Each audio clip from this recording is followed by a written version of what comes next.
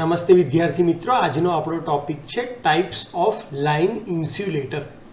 બે શબ્દો હોય છે, એક હોય છે ઇન્સ્યુલેટર, બીજો છે ઇન્સ્યુલેશન.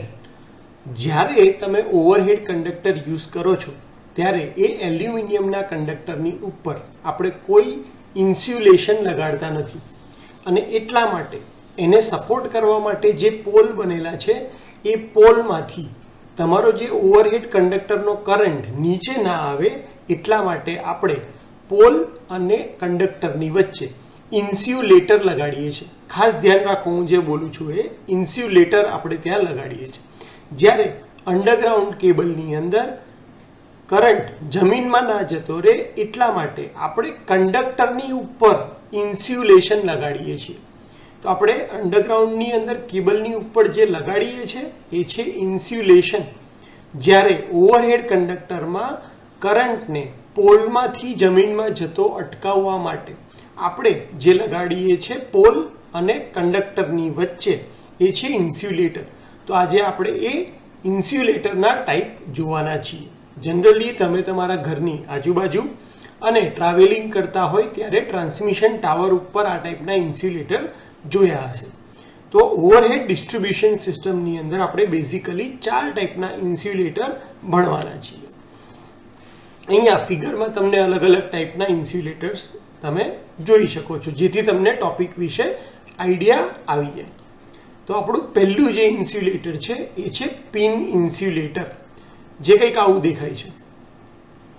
તો પિન ઇન્સ્યુલેટરમાં અહીંયા જે ઉપર આ સ્લાઇડ ખાંચો તમને દેખાય છે, આ ખાંચામાંથી તમારો કંડક્ટર પસાર થતો હોય છે.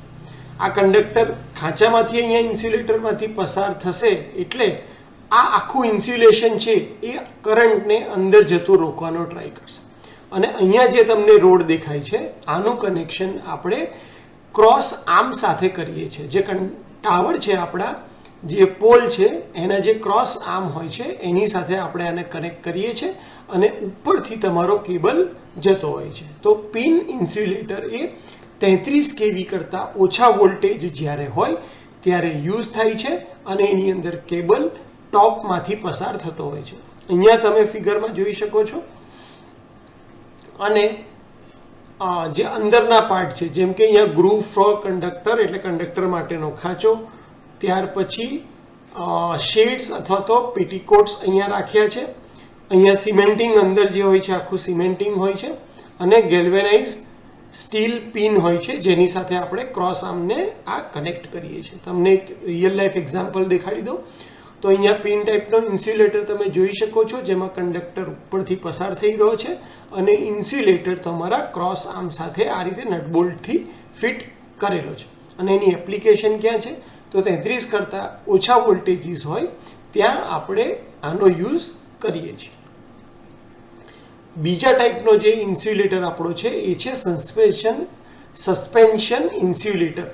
સસ્પેન્શન એટલે કે લટકાવેલું. તો લટકાવેલા ઇન્સ્યુલેટરની અંદર એ ક્યારે યુઝ થાય છે?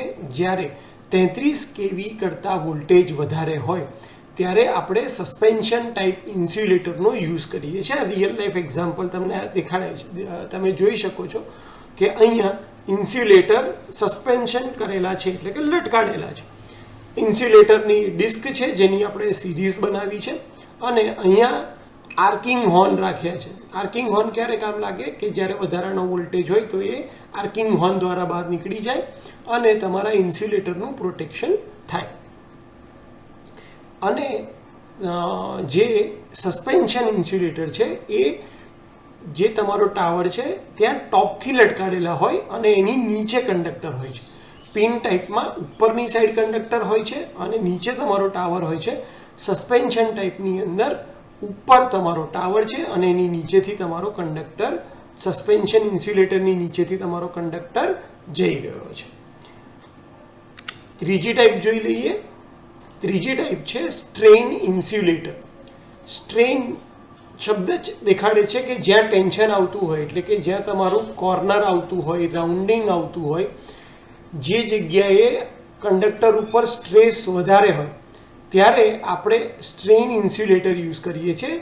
પિક્ચરની અંદર તમે આ ઓરિજિનલ ફોટો જોઈ શકો છો કે જ્યાં તમે 90 ડિગ્રી ઉપર ટર્ન 90 ડિગ્રી ઉપર ટર્ન લેતા હોય અથવા તો ડેડ એન્ડ આવતો હોય ત્યાં આપણે આ સ્ટ્રેન ઇન્સ્યુલેટરનો યુઝ કરીએ છીએ. સ્ટ્રેન ઇન્સ્યુલેટર એટલે તમે યાદ રાખી શકો આડા અને સસ્પેન્શન એટલે કે ઊભા. તો બંને ટાઈપના કંડક્ટર તમારા જે ક્રોસ આર્મ છે એની બંને બાજુ આપણે સ્ટ્રેન ઇન્સ્યુલેટર રાખ્યા છે અને જમ્પર વાયરની મદદથી આપણો કંડક્ટર એક જગ્યાએથી એક ટાવરમાંથી એક જગ્યાએથી બીજી જગ્યાએ ટ્રાન્સમિટ પાવર કરે છે. આ જનરલી જ્યાં મેં તમને કીધું એમ ડેડ એન્ડ હોય ત્યાં અને જ્યાં 90 ડિગ્રીનો એંગલ પડતો હોય ત્યાં આપણે યુઝ કરીએ છીએ. અને ચોથા ટાઈપનું ઇન્સ્યુલેટર છે શેકલ ઇન્સ્યુલેટર. જો તમે માર્ક કર્યું હોય શોર્ટકટ કી તમારે યાદ રાખ્યું હોય કે 4 ટાઈપના ઇન્સ્યુલેટર કયા, તો PSSS. P એટલે પિન, S એટલે સસ્પેન્શન, S એટલે સ્ટ્રિંગ અને S એટલે કે શેકલ. તો ફરીથી એકવાર જોઈ લો, આ પિન ટાઈપનું ઇન્સ્યુલેટર, સસ્પેન્શન, સ્ટ્રેન ટાઈપનું ઇન્સ્યુલેટર અને શેકલ ટાઈપનું ઇન્સ્યુલેટર.